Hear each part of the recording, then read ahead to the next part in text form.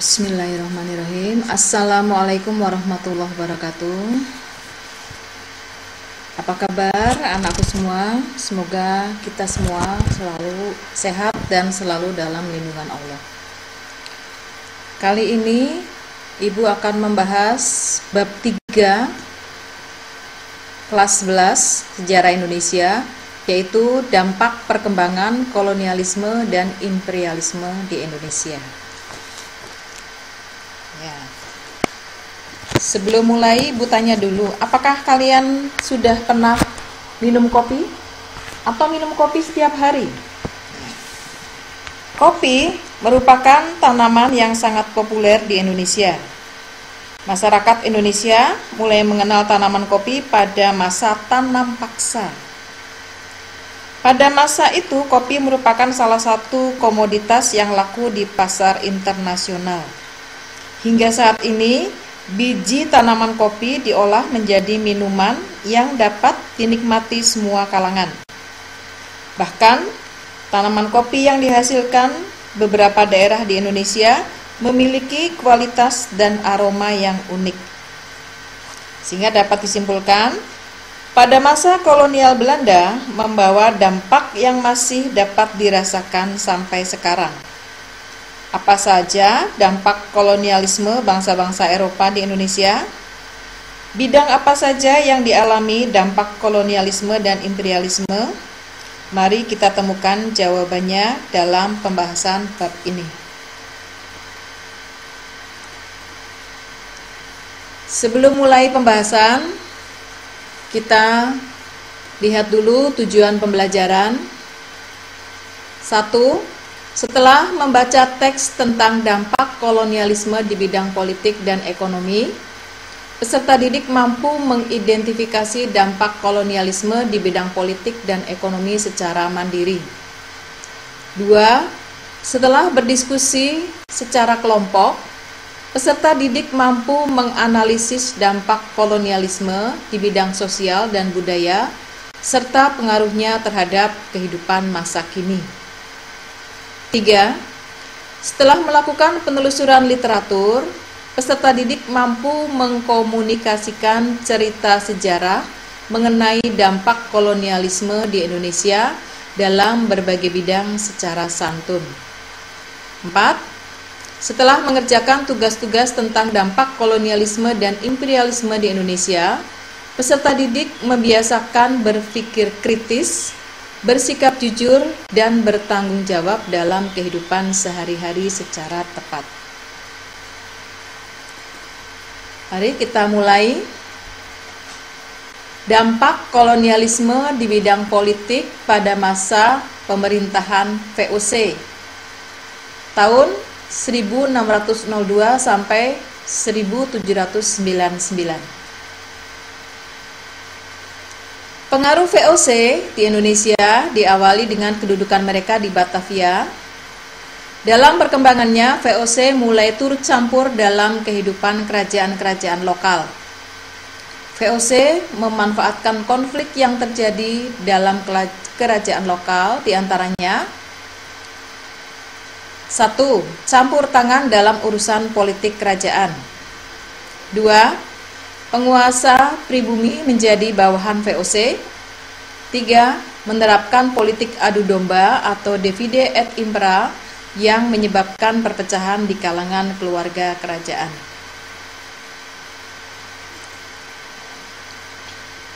Sedangkan dampak kolonialisme di bidang politik pada masa pemerintahan Daendels tahun 1808 sampai 1811. Herman Willem Daendels diangkat menjadi gubernur jenderal pada saat Prancis menduduki Belanda. Pada masa kekuasaannya ada beberapa hal yang dia lakukan. 1. Penguasa pribumi diangkat menjadi pegawai negeri. Mereka menerima gaji bulanan dan dilarang menerima upeti. Mereka juga kehilangan jabatan turun-temurun. Kedua, menerapkan sistem pemerintahan sentralistik. Ketiga, Raad van Indi berperan sebagai Dewan Penasehat Pemerintah. 4. Membagi Pulau Jawa menjadi 8 karisidenan. 5. Kekuasaan tertinggi pemerintah Eropa dipegang oleh residen. 6. Jabatan tertinggi di lingkungan pribumi dipegang oleh bupati. Bupati dibantu oleh patih, dan di bawah bupati serta patih ada wedana dan camat. Sedangkan dampak kolonialisme di bidang politik dan pemerintahan pada masa Raffles tahun 1811 sampai 1816. Masa pemerintahan Inggris di Indonesia dijalankan oleh Thomas Stamford Raffles. Beliau diangkat oleh Lord Minto, Gubernur Jenderal EIC. Ada beberapa hal yang dilakukan oleh Raffles. 1. Menghapus ikatan feodal dalam masyarakat Jawa dan memberi kepastian hukum dalam masyarakat. Kedua, membagi Pulau Jawa menjadi 16 karisidenan. Ketiga, para penguasa pribumi diangkat menjadi pegawai pemerintah dan bukan penarik pajak. Keempat, menghapus sistem penyerahan paksa dan kerja paksa.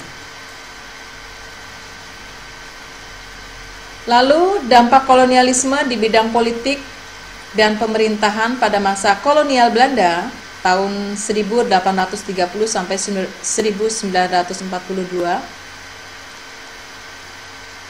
Masa kolonial Belanda mulai berlangsung setelah pemerintahan Komisaris Jenderal berakhir dan diganti dengan sistem tanam paksa pada tahun 1830.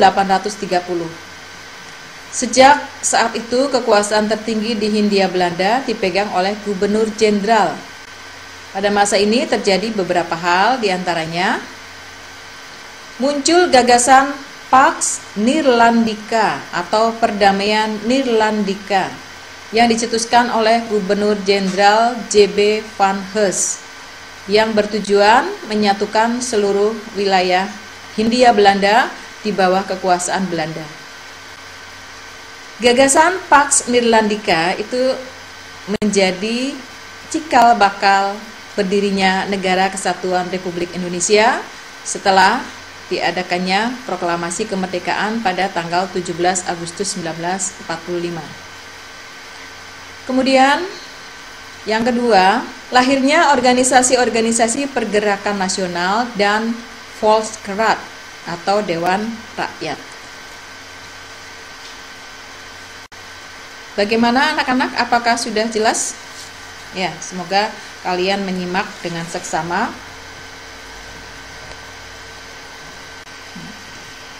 Selanjutnya kita lanjutkan dampak kolonialisme di bidang ekonomi. Pada masa kolonialisme dan imperialisme bangsa Eropa itu identik dengan berbagai bentuk eksploitasi.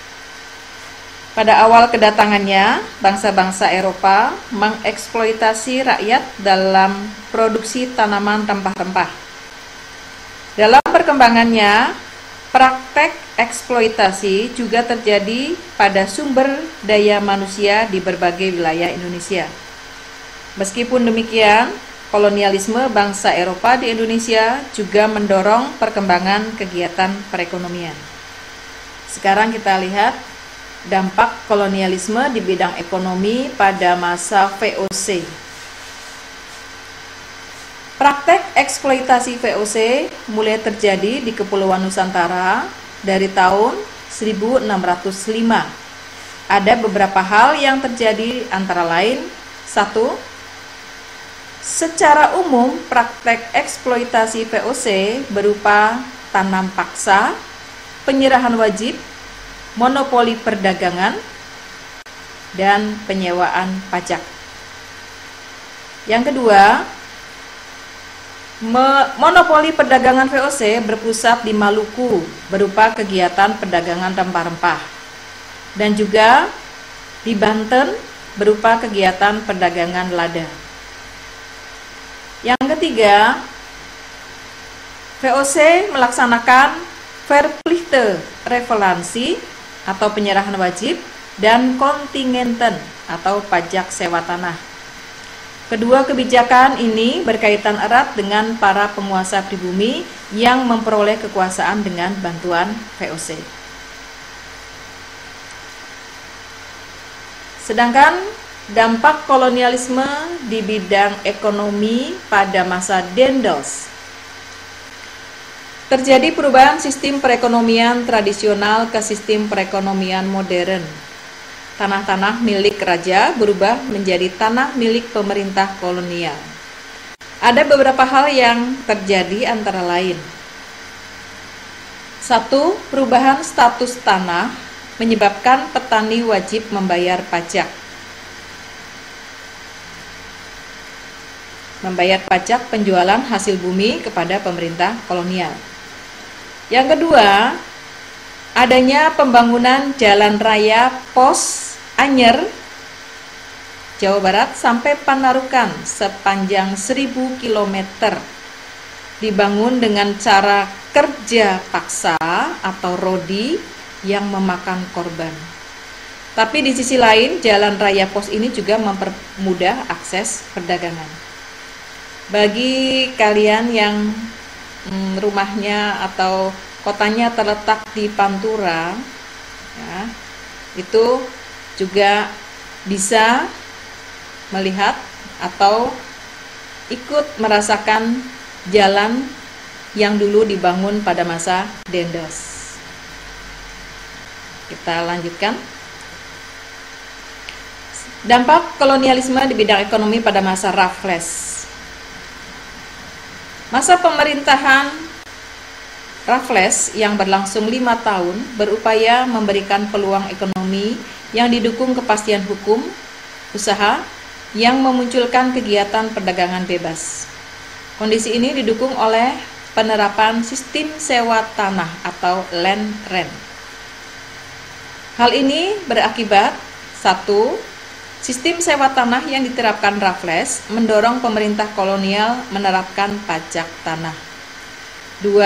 Sistem sewa tanah memberatkan rakyat karena untuk membayar pajak atas sewa tanah sebagian besar rakyat bergantung kepada rentenir Tionghoa. Dampaknya, rakyat terlilit utang dan harus kehilangan tanahnya karena diambil oleh rentenir Tionghoa. Sedangkan dampak kolonialisme di bidang ekonomi pada masa kolonial Belanda, yaitu adanya sistem tanam paksa yang diterapkan pada masa Gubernur Jenderal Van den Bosch guna menutupi kekosongan kas negara Belanda. Hal ini menyebabkan kebijakan tanam paksa dan ekonomi liberal menyebabkan munculnya kota-kota pusat industri di Hindia Belanda. Kemudian kemunculan kota-kota diikuti dengan pembangunan jalur transportasi dan berbagai infrastruktur. Dan mereka juga memperkenalkan masyarakat Indonesia dengan sistem permodalan dan sistem perbankan modern.